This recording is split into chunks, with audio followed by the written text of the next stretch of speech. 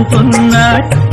நான் தண்ணீர் பந்தலில் நின்றிருந்தேன் அவள் தாகம் என்று சொன்னாள்.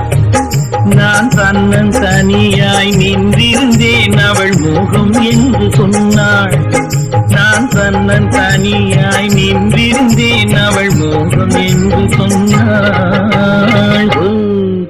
நான் தண்ணீர் பந்தலில் நின்றிருந்தேன் அவள் தாகம் என்று சொன்னாள். நான் தன்னன் தனியாய் நின்றிருந்தேன்